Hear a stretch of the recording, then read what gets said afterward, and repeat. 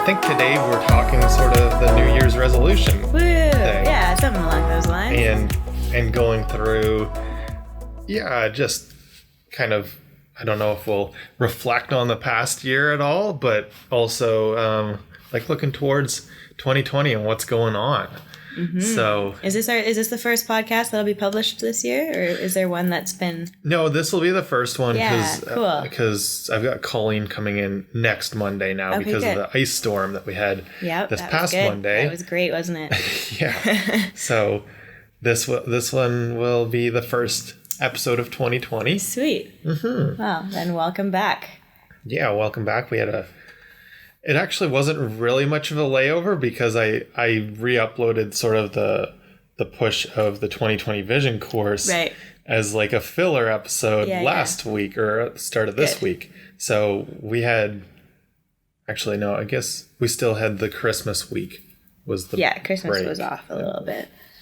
I've got a phone call coming in. Oh, interesting. I'm gonna let that one go to voicemail because we're not open for another 2 hours. Not time. Yeah. All right. Anyway, so yeah, it's a new and exciting year, and there's some stuff going on. It's already going full tilt. Seriously. And so today is the first day that you get to officially do your instructing of the Reformer Pilates at Sweat Happy Wellness. Yes. And also FlowCodes is launching this weekend. Everything that I've kind of been dreaming about for this past probably since September, actually. I was scrolling through my Instagram to kind of check in with each month of last year because a bunch of people were doing that. And I was like, I wonder what I was doing in all these months. And I think since September, all this stuff has been cooking up. So to me, it hasn't seemed... I don't know why I didn't think it would ever be a real thing. It would just never land. It was like this really awesome goal of mine. And then all of a sudden it's like a real thing that I'm selling to real humans. And it's exciting. It is. Yeah, it's cool. So it's happening. So I'm teaching my first class just next door at Sweat Happy today at 9:30. So right after this, which is cool. And then it's just full tilt from there. I've got a bunch of privates already set up and I've got a bunch of classes that are running and, it's pretty exciting. I'm really happy to be there. Yeah. And we'll see how it goes. So anyone who's part of my class today, bear with me. It's going to be a trial and error day. But and then FlowCodes is, it's mostly done. If you go my new website for those, we announced it, right? Yep. Yeah. Okay, cool. So, FlowCodesPTBO.com. You'll see most of it's done. We just have a few tweaks to get up there. And so everything will be 100% ready to go by this weekend, which is pretty exciting. So that's hitting the ground running too. And I've got training clients that are already happening and it's all good. That's awesome. All good. Yeah. Now, the whole idea of New Year's resolutions gets a lot of people kind of jumbled up. Yeah, it sure does. It sure does. What's your stance on them? I'm the kind of person, if you've followed my social media, you'll see that I don't think that you need the new year to do new things. I always have little challenges going on that just kind of help me stay motivated, and I bring a team of people with me because they like to follow along, which is sweet. Yeah. So I think you can do stuff like that. You don't need to wait till New Year's to start something new. I do think that 90% of resolutions are stupid, if I can say that. Sure. I think that, and sorry if I'm ruffling feathers, but also you're welcome. I think that people become really unrealistic and really hard on themselves around this time of year, and they get this whole they try to project who maybe they could be in 10 years of dedication and hard work to themselves, but they want it in January, So it's this unrealistic, lofty goal that it's just, people are it's usually about body image, which I think is silly, but a lot of the people that I know at least are yep, we're starting the diet, or I'm going to work out now. All of a sudden, my behavior has apparently changed, and now I have this regular routine that I'm following, and they don't have patience with themselves to form a habit. And so I just get frustrated because they're unrealistic not because of the goal itself, but because of people's lack of action plan or high expectations of themselves, right? So resolutions are all right. My stance on it this year has been more about priorities, setting my priorities instead. So I find if you can state what your priorities are, then these little goals kind of come underneath of that. Like, for example, one of my priorities is to get my health in check. I've got a few hormonal imbalances that I really, really want to get in check. So I'm prioritizing my health this year. And so every morning I wake up and I'm like, how is this day going to prioritize my health? What am I doing today that's going to do that? And then those little goals fall into place. So that's how I look at it a little. To me, that's how I actually manage my goals and make them happen. But that being said, you can do that any time of the year. This person really wants to. Just give it. Yeah. Yeah, that's my stance on resolutions, if you can recap that. What's yours? Well, I've definitely harked on the term resolution in the past, and I still don't love it. I think that, because it's mixed up in this whole idea of it having to be at the start of the new year. And I'm definitely on board with that. It doesn't have to be the start of a new year to necessarily, start your goals or whatever. Now, I did launch a course on setting and achieving dream goals at the start of the new year, because I know that for a lot of people, right? Yeah. A lot of people, they still are going to be totally thinking about that. And something that kind of came to mind to me this morning that really it's something, my first ebook endeavor with the Seasons of Strongman was really quite deeply influenced by are you familiar with the monomyth idea from Joseph Campbell? I'm going to say no. I think he's a psychologist. It doesn't really matter, but he wrote this book called The Hero with 1,000 Faces. Okay. And his monomyth concept essentially is all the themes that all these different, essentially all the themes in storytelling. Okay. Oh, cool. So it's pretty easy to look at the monomyth themes and plug them into all of our favorite stories, whether it's Star Wars, The Lord of the Rings, Indiana Jones, all these things. It doesn't, you can find a lot of these themes even going back, not just modern day. And I mean, Lord of the Rings is about 100 years old now. Not quite, but then going back even to the Greek mythology and everything. Sure, there's the call to adventure is sort of where the hero starts their journey. Right. And then there's the whole progression along the road. But we see a lot of the same things pop up. I think he calls it the sage or the wise person that gives you the advice. Yeah. There's crossing the threshold, and then, part of the hero journey is needing to descend into in sort of Odysseus terms, descending into hell. Oh. And so there's always the darkness on the path. It's not and usually it comes right before the brightest point, right? Totally. The hero always faces their biggest challenge right before the climax or the reward. And so that's usually referred to as the boon, and or it's the idea of getting Excalibur, the sword, the sword and the stone, all of those things. And then there's the return from adventure and reintegration that happens afterwards, which is also super interesting. I was just listening to one of my fitness sort of mentor idol people that I've looked up to for a very long time, John Romanello. He talks about the hero's journey a lot as well, because he's one of the best storytellers that I've come across, especially in the fitness world. Sweet. He's just got it. He loves writing. He's got it all locked in, and it's always amazing. His storytelling is always, it resonates with me. And he was talking about like this reintegration is a challenge for a lot of people when after you've gone through this hero's journey in real life, not just in storytelling. Because I think the neat thing about this whole hero's journey is we can often see it in that world of self-improvement.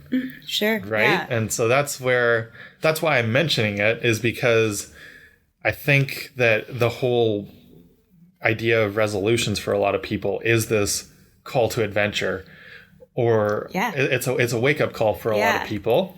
And it's sometimes like it's not always the best thought out, like you said. It's sort of, you try to achieve your 10-year goal in January. I just think it's like driven from insecurity, right? Instead of from like true desire. So and that's why I wrote this book, to help people, or this course. It's not necessarily a book this time around, to help people get more clarity on what those dream goals actually are, and and be realistic on the timeline it's going to take you, instead of going to the gym for January and then dropping off, like we see across the industry as just the stereotype, essentially, that is unfortunate. It is unfortunate. And I mean, a lot of that comes to, lack of planning, lack of education, lack of asking for help. Yeah. Like, you're just not supporting yourself through your goals, and then you get disappointed, and then you die the hero in hell, right? Like, you're not the hero anymore. Just hell takes you over. Yeah. In that sort of metaphor. Yeah. Which is unfortunate, right? It really is. And the other thing with mentioning sort of the hero's journey, that, I mean, you can always look back, and just like you looked back at sort of this new call to adventure in September. Yeah. The other thing that I think a lot of people could really benefit from knowing is like that descension into hell. Like, the darkness always comes before the lightest day. I've almost gotten to the point where I look/hope for it. And I'm going to knock on wood so I don't, wish stuff like that upon me. But because I know that, I'm like, okay, there's always a test. And I say that to any friend who's going through a hard time, or when something brand new happens and you're so excited and then all of a sudden it seems like it crashes. There's always a test. Always. Yeah. And that's that hell period. And you just have to keep trucking through it. Yeah. You don't even necessarily have to change anything about your behavior. You just have to know it'll. Exactly. You just have to keep going. And that's why I like sharing these sort of like crossovers from psychology or whatever it is, so that people know and can prepare yourself a little bit better. And that's somewhat of what the whole 2020 Vision course is about. It's practical. You talk about action steps. You talk about preparing your mind, body, like everything, which is really awesome, because these are the things. As I said in my little review for you, like, these are the things that people forget about. Yeah. Like, my goal is to, I don't know, pick a goal. Lift 1 million pounds. Sure. 1 million pounds. I'll do it by tomorrow. But then you don't, like, in your game plan, not many people are just like, okay, that means I have to sleep this many hours a night. Yeah. Because really those things seem unrelated, because sleeping and lifting weights, you can't do that at the same time. But so important to support your body through it. Yep. Right? So it's cool that your book mentions that. Or your what should we call it? What is it? A workbook? It's more course? Of a course. Yeah.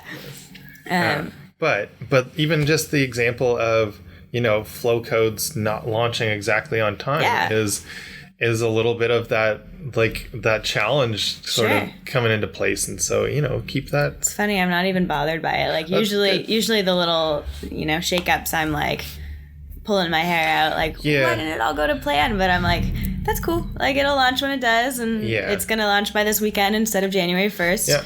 And that's so okay. Because it's still going to launch. I've also learned that the more that you face those little challenges on the hero's journey, the better prepared you are. And it's a type of grit, because I think I mentioned it briefly once before, and we'll probably have like a separate episode on grit once I've assembled all this information. But typically we think of grit as like that person, like the way Angela Duckworth. Jordan borrowed that book, by the way. It's on my kitchen table. Oh, so I can't point to it. I'll point to it somewhere. I meant to tell you, it's Jordan's over in East City. Yeah. Well, that's cool. That's what the library's here for. Yeah, he's like, you weren't here, and I wanted it, so I took it.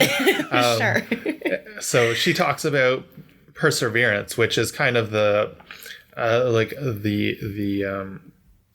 classic grit, but there's also this grittiness that people that are top level performers of any sort face with being able to just kind of go from, oh, here's an obstacle, I'm already working on the solution to it, instead of, I guess, ruminating on how, what oh my god, waste of time that is.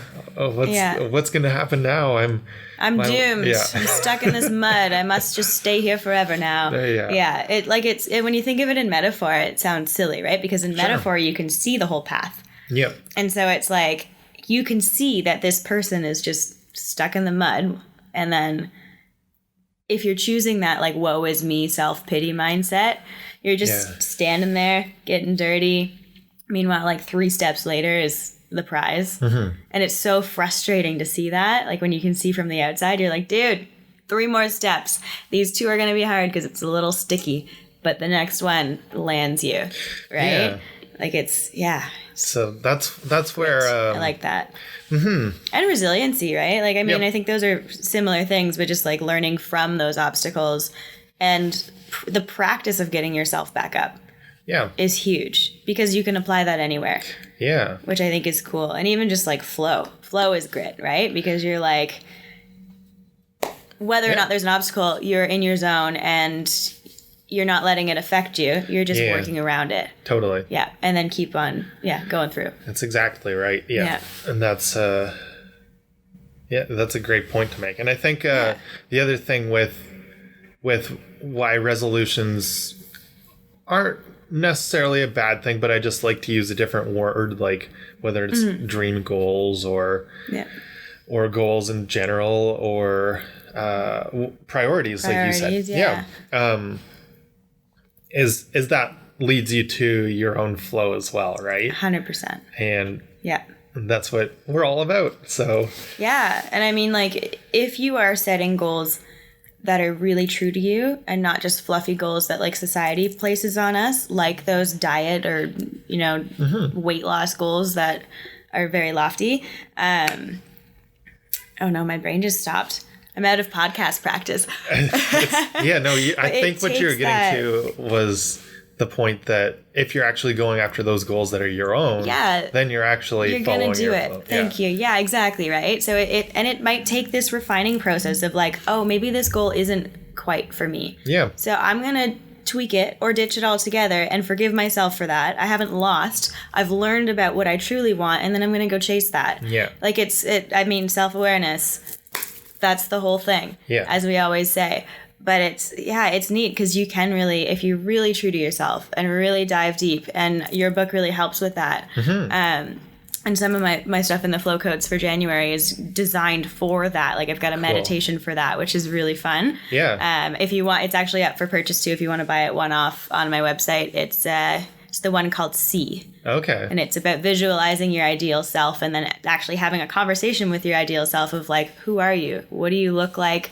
What do you talk like? What's your personality? What's your job? Like, what are these things? And then manifesting that in your own life. Very cool. Because that is you. Yeah. Right? But it's a really awesome way to find your flow, is being true to yourself and not worrying about the shoulds. Yep. Like, to me, if somebody says, I should really do that, I kind of catch them right there and say, should you? Or is that something like, I probably should. You hear people say that all the time. I probably should start going to the gym. I probably should start eating better. I probably should start reading books, whatever. Yeah.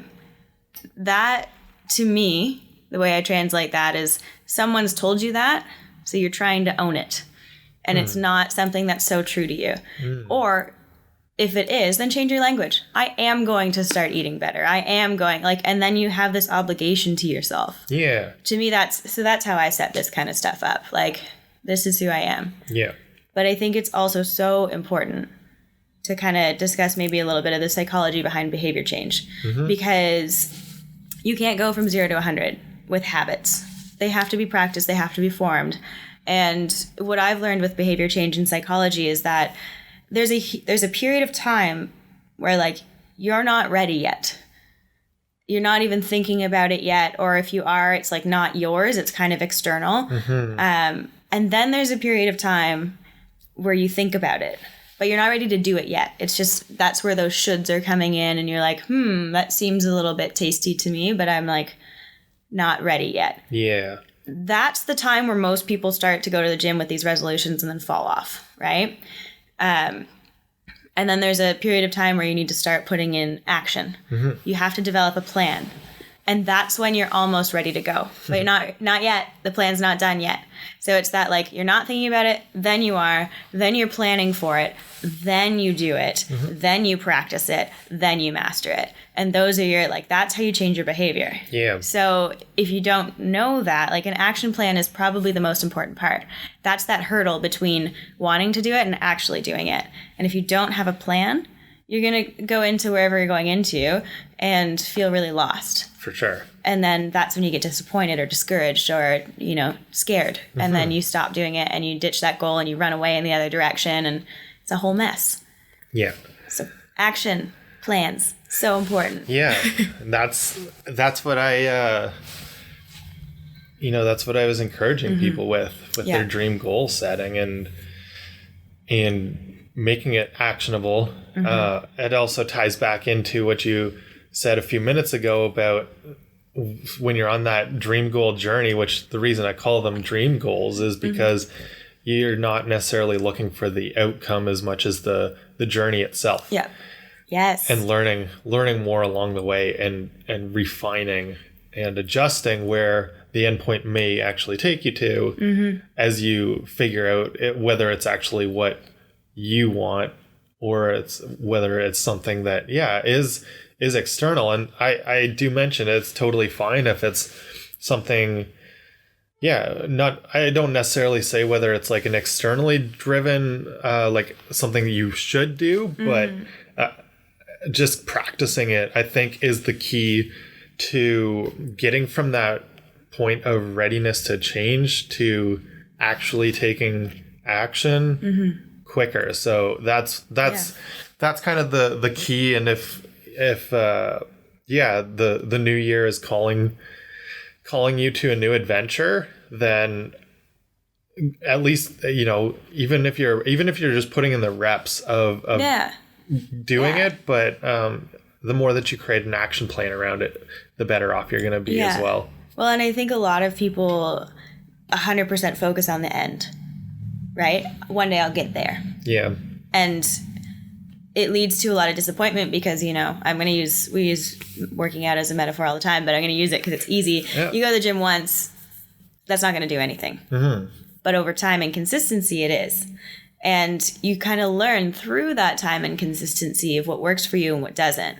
And that can be applied to anything, starting a business, eating well, whatever, going back to school. You have to be flexible. That's something that I've had so many people tell me, like, starting a business, be flexible, be open to change. Like, let the stream that you're in lead you where you're supposed to go. Yeah. And so seeing these obstacles as more guiding factors is how I look at them, where it's just like, oh, maybe I'm not supposed to run in this direction because there's a big roadblock in the way.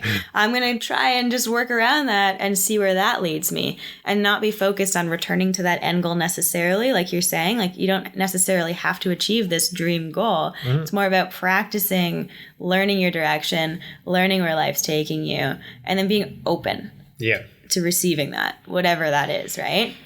Like for me, I started the gym bodybuilding. I thought that was going to be my niche. Everyone was doing it on the internet, and it makes your body look good, but I ditched that real quick.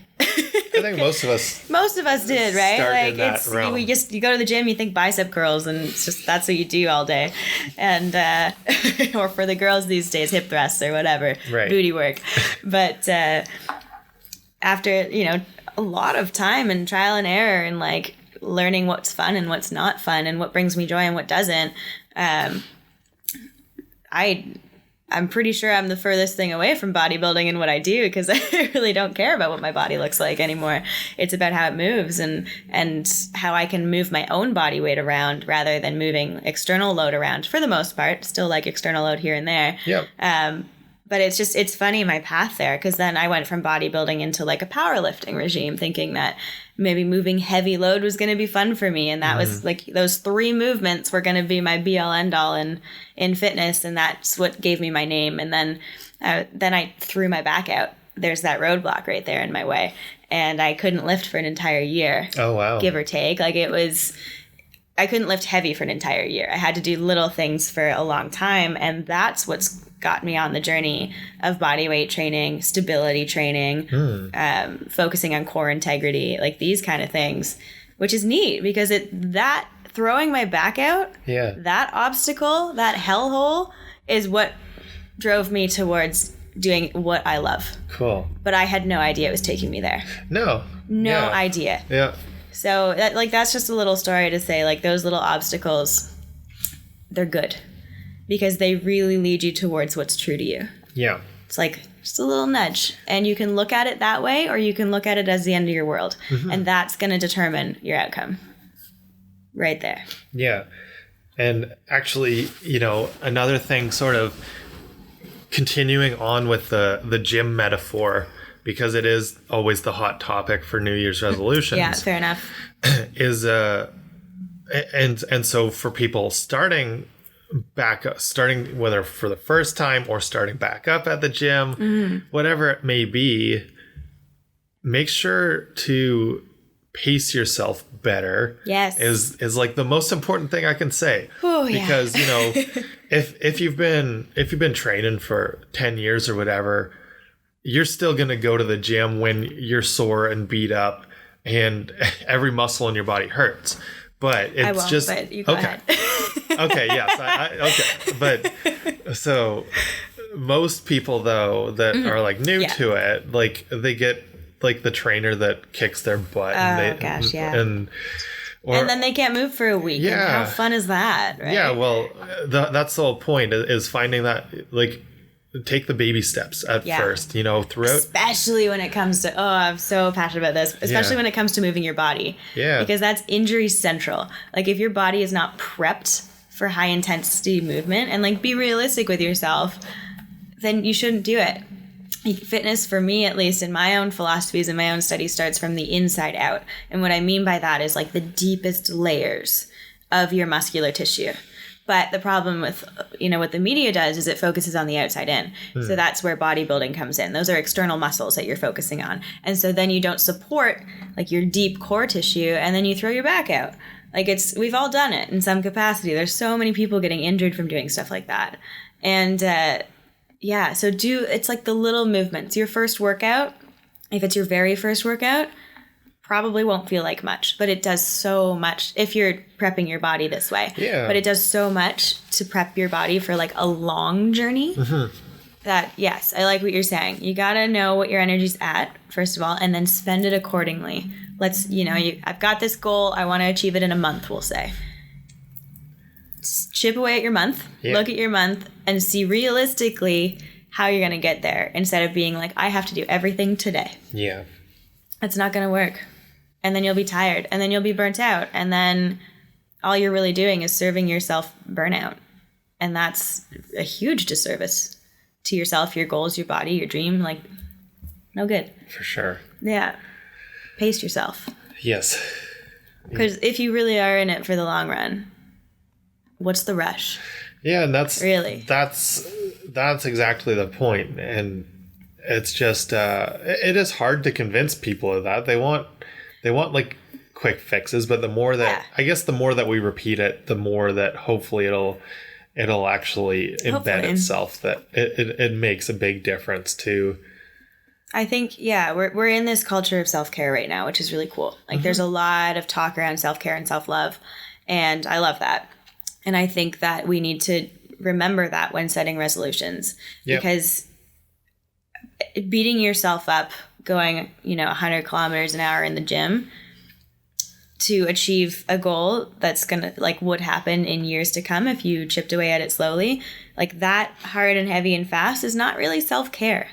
Right. Like it's beating yourself up. Yeah. And that's not really love, right, for yourself. And so if we can integrate this, like how can I support myself? How can I be gentle with myself but not lazy? How can I push myself forward in a way that's caring, loving? Then you have this holistic approach where your mental health won't suffer from it because you're actually paying attention to caring about yourself. And then that deep self-awareness comes into play as well. Like you're able to know what you need, know when it's too much. You're able to call yourself out when you're being lazy or procrastinating, and then you can move forward with that. So maybe think about that with your goals. Like, is this self-care? That's really interesting. It brings to mind something that I want I want to get your thoughts on, because you're well grounded in this kind of aspect. So a lot of people use the gym, and you just kind of mentioned this, but for those people that identify in this way, very curious. A lot of people use the gym as what's sort of the analogy? Like the hammer for everything's a nail, and if you've got a hammer, and so they slam the energy drink at 5 p.m. And go and work out for 90 minutes or 2 hours straight, hitting every single angle of bicep curl possible until you can't lift your arms anymore. I guess this could probably be a topic for a whole other day, but what's the problem there, and how can we encourage people to, or is there a problem there? Sure. What's sort of the red flag, and where do people go if they, or what do people do if they identify in that way? This is excuse me, a good topic. So what I will say is stuff like that, what you are going to get out of that is instant gratification. So if you're looking for a hit, go wreck yourself in the gym and you'll feel those endorphins and cool. However, if you're looking for a sustainable lifestyle, if you're looking to be healthy long term, and if you're looking to have healthy muscular tissue, you got to go slower. So first of all, let's touch on the energy drink thing. Sure. If you need to stimulate yourself to work out, there's a chance that your energy stores are not good. There's a chance that you're already burnt out, but you're ignoring it by putting the stuff into your body. Realistically, if you are eating a good diet, you are having a good sleep schedule, and you're taking care of yourself, you do not need stimulants. Give or take. People like their coffee. I like my coffee. I don't need it. I just like it. Okay, yeah. That's a psychological thing, though. Yeah. But yeah, so check yourself there. Some people are slamming the energy drink because it's trendy. It's marketable. Yeah. And I want to say, as a psych major, that people in psychology make advertisements. People in psychology do this to manipulate you so that you buy their things. They do a great job of it. Yeah. And that's their job, and that's good. They're doing a good job at their job. But if you're doing it because it's trendy, you're probably not really that self-aware of do I need this? You're not honing in on it. So take a minute before you take that scoop of C4 or whatever that stuff is called, that dusty pink stuff that everyone drinks. Oh my gosh. That makes you itchy. What is that? Oh, it's whatever. There's niacin in it. Yeah. So brutal. It gives you it's a B vitamin, so good, but ugh. Anyway. Yes, so check yourself there. Or actually, and beta-alanine is the other thing. That's what beta-alanine is the one that gives people the tinglies too. Oh my gosh, what a weird thing. What a weird, it's a legal drug. It's safe. Safe within quotes. Yeah. So yeah, that's what I would say with the energy drink is there's a chance that you are not taking care of yourself in all other ways. You should be eating healthy, fibrous carbs and that will give you, sorry, keto people. So we should do an episode on keto at some point. But if you're eating enough carbs to fuel yourself and to stay within your goals, depending on what they are, that's your energy source. If you're eating this like heavy protein and fat rich diet, like if you're steak all day, every day, and that's it, you're going to need that energy drink because you're bogged down, right? So you got to pay attention to like what you're putting into your body. High energy foods was high vibe foods, all the hippies call them, but it's like living foods, vegetables, raw things every now and then, fruit, high enzyme foods, stuff like that. Like that's going to give you the energy you need. So that's that touch. I could talk on that forever because it's a pet peeve of mine that I'm like, fuel yourself with real things and then you'll have a real result. Then when it comes to like slamming out the bicep curls or whatever, right? Like, so you've got a goal to have bigger biceps. Cool. That's great. That doesn't mean that every time you go to the gym, you should only do bicep curls, because then you're creating this huge muscular imbalance in your body, which means that then like your muscles are all attached to each other in some capacity. So if you then, like if you're working only your arms or you're doing one muscle group at a time or even one muscle group a workout, you're creating this imbalance if you're not taking care of the other muscle groups, which then your arms are going to be stuck bent a little bit, which is not good, because then you're not going to be able to extend. Right. So what I always say is like one movement pattern is not bad. So let's say, you know, someone is stuck in like a kyphotic spine, like a hunchback. That's only bad if it is inhibiting you from extending your spine. So if your ranges of motions are restricted, so your arm is able to bend and extend. So your elbow, your arm does all kinds of things, but your elbow is able to, you know, contract and extend back and forth, that bicep curl motion. If you can curl up, but you cannot fully extend because your bicep is super tight, that's an imbalance. Then injuries come. Then, you know, your bones start rubbing against each other and you get these like hairline fractures just from having too much muscle in the front and not enough in the back. So that's my biggest passion, is like, make sure that you're balancing your body out and your lifestyle, everything really, being well-rounded in your approach, and chipping away at it slowly is always better because the body takes time to heal. And so essentially, like, if you guys don't know this, when you work out, you start to tear your muscle. That's that burning feeling that we all chase, right? Your muscle is ripping and it needs proper nutrition, proper sleep, proper hydration in order to heal that and put it back together. If you're not giving yourself time for that to happen, you're not actually going to get a bigger muscle. Like, it's, you got to tear it, repair it, back and forth until the muscle starts to grow, because you're adding in these amino acids, these proteins. And not necessarily just bigger muscle, but also stronger. Yes, exactly, right? Totally. Is also a big goal for a lot of people. Absolutely, yeah. And that's all central nervous system too, which is so important to pay attention to, because if you want to get stronger, like lifting more load, not just pumping your muscles, you have to train your central nervous system. You have to take care of it, because it's all this nervous tissue that's literally programming your body to say, okay, I have to get that up. I have to lift that up this high or whatever. Sure. And so you're programming that pattern. That's what we call muscle memory, to make it happen. And you need to take care of your nerves. That means sleep. That means healthy fats. That means good hydration, like all these things to get things flowing. And if you're not doing that, you're not going to get stronger. Like, I'm sure most people listening to this have experienced, maybe not, maybe that's assumptive, but a workout when you're tired. Yeah. Versus a workout, or like tired and hungover and malnourished versus when you're like ready to go, right? Yeah. It's a huge difference. Like, you can lift like many pounds more when you're feeling better.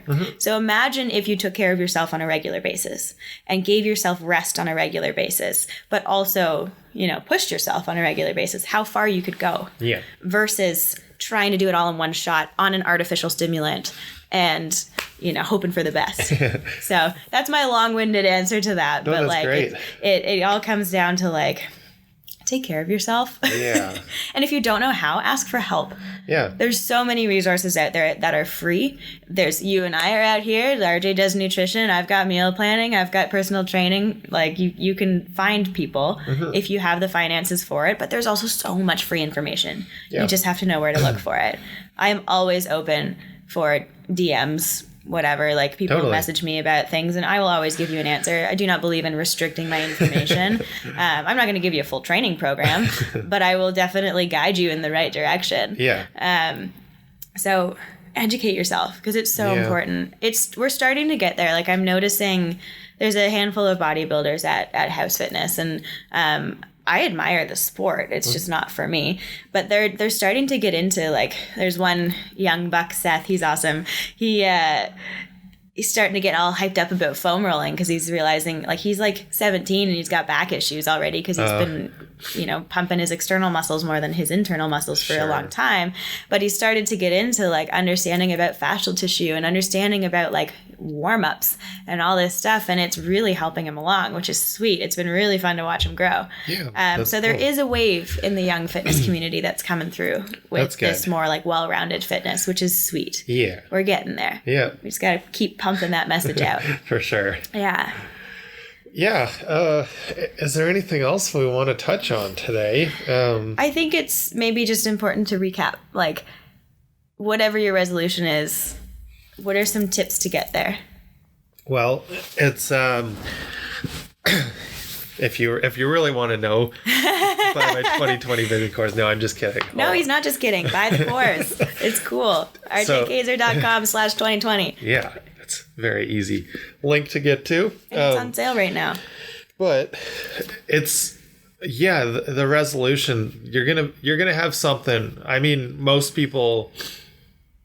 It's that I think I forget if I mentioned this part of the hero's journey. There's like the crossing the threshold is another sort of thematic thing, and the new year is literally a threshold into the new year. Yeah, and we're in a new decade as well. Yeah. And so it is something that is part of our journey. The new year just has people reflecting a little bit more. Like you said, you went through your Instagram feed, which is an interesting way to like visually see our past year. And I haven't done that just because I don't know. I kind of know a lot of what happened this past year anyway. Yeah. But it might be fun to do anyway. But it's fun to just like be reminded of the playful memories too. You're like, right, I had fun that month. That's good.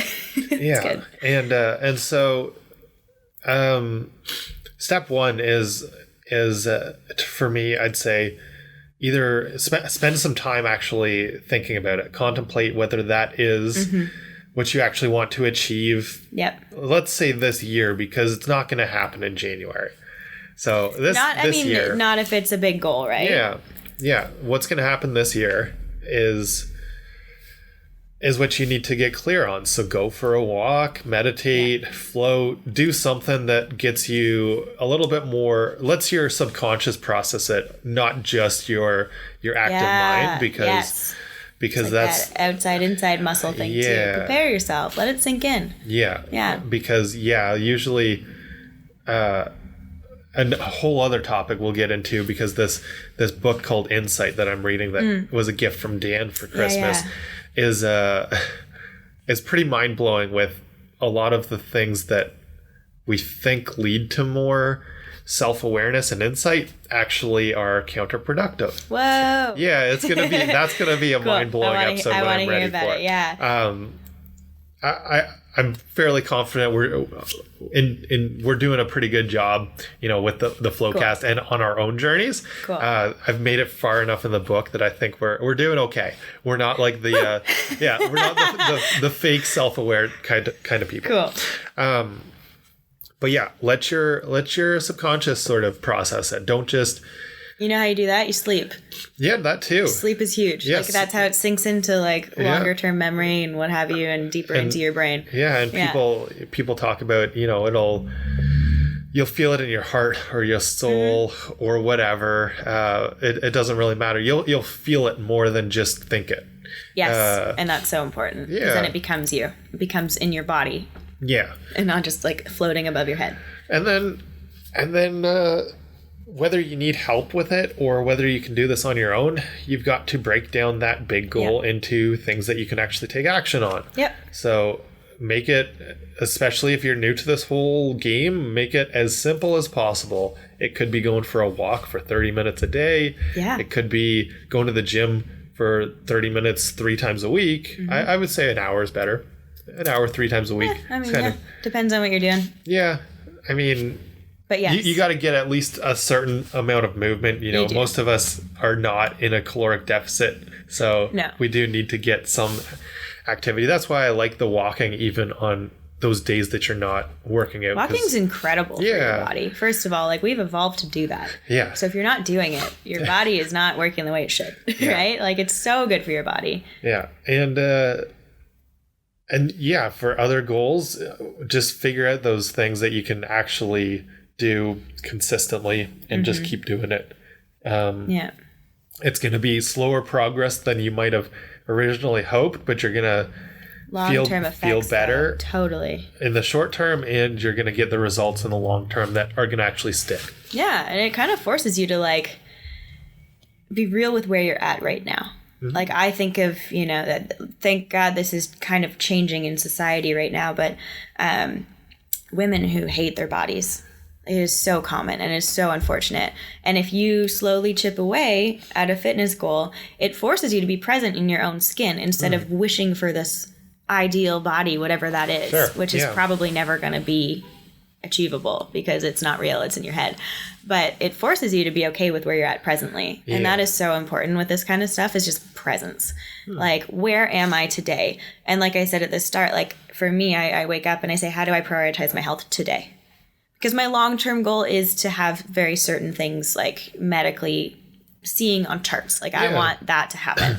But that's not going to happen if I eat healthy once, right? That's not going to happen if I get 1 8-hour sleep. Like I need to say, okay, today I support myself by doing this in hopes that the long-term goal is achieved, right? Presence is power. That is actually a mantra I've used before when my distractible brain is doing what it does. I just have to take a minute and say, no, presence is power. And that's how you drive through with this kind of stuff. Yeah. Yeah, I like that.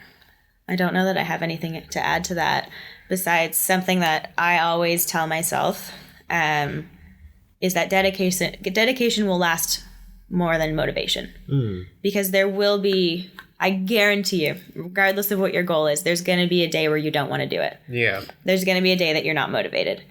And those are the days where grit comes in. Those are the days where like you have to get really serious with yourself and say, am I serious about this? Do I actually want this? Am I dedicated to myself? Am I dedicated to this goal? Or am I not? And that's going to be a roadblock that you have to maneuver around, or it's going to be this like bumper of, okay, maybe my direction's kind of wrong. Yep. Like it's maybe my motivation for this is not as intrinsic or as internal as I thought it was. How do I adjust that? Yeah. But dedication over motivation any day. I usually like, surprise, surprise, most often I don't like going to the gym. Once I'm there, I'm good. Yeah. But the act of going there is really hard for me. Yeah. Because my couch is really great. And my dog is really snuggly. Yeah. And, it's, you know, I got all these reasons. But I always ask myself, am I dedicated to this? And the answer is always yes. Because that's my thing. That's my niche. And then I go and I have a great time. Yeah. But, yeah. It also ties in to our idea of integrity, right? If you say you're going to do something, do it. And so you can go back and listen to that episode or just kind of simply put, it's also why I write about affirmations in the course, because if you start to build the identity, because you don't go from not identifying to identifying overnight. That's a process, you start to build the identity through things like affirmations or these other practices you can use, then you are the type of person that goes to the gym every day or 3 times a week or whatever that X is for you. Yeah. Because then you're almost obligated, right? If you're saying like, I am the type of person who does this, if you don't do it, you're lying to yourself, right? Yeah. So it really does help you navigate where your priorities are at and how you're going to get there. So that's, I mean, we touched on this kind of at the beginning too, is language is so important. Yeah. It's not, I'll get to the gym sometime today. I'm going to the gym at 6 p.m. for an hour, Tuesday, whatever, right? And then you go. But sometimes you need that, like, am I dedicated to that? Yeah. Like, don't lie to yourself. Yeah. Because language change does not equal behavior change overnight, right? It's more about, like, You have to try on that identity, wire it in your body. But there's, I haven't studied too much of this because it's just not a priority, I guess. But the law of attraction, and this idea that like, the whatever community calls it, like manifesting or what have you. It's the same thing. It's like it's getting things into your life, inviting things into your life and making them happen. The law of attraction is just like you want things to come to you into your life. But it also, within that law, a little sub-law is the law of action. Okay. You have to do something to attract that. It doesn't just come to you. Yeah. You have to do something. And that's, I think, the whole, what we're saying with this whole episode is that you got to do something. You have to put your money where your mouth is. If you're going to say you're going to do something, it's not just going to happen. Yeah. There's then action that needs to be taken. And that action is not just specific to that goal, but it's also supporting your body, supporting your mental health, your physical health, your well-being. In order to, and you say that in your book, or in your course, like it's in order to actually achieve and appreciate your goals, right? Keeping your energy where it should be. Yep. So important. Totally. So take care of yourselves while you're on this journey to whatever your goal is, and you'll be much more grateful for the outcome as opposed to getting there and like feeling fried. I mean, like, oh my gosh, thank God we're there. Right? Yeah. Yeah. 100%. Totally agree. So that's it. Yeah, that's it. We're gonna wrap up, and you've got a Pilates. I gotta go teach a class. So whoa! Have fun with that. Yeah, that'll be good.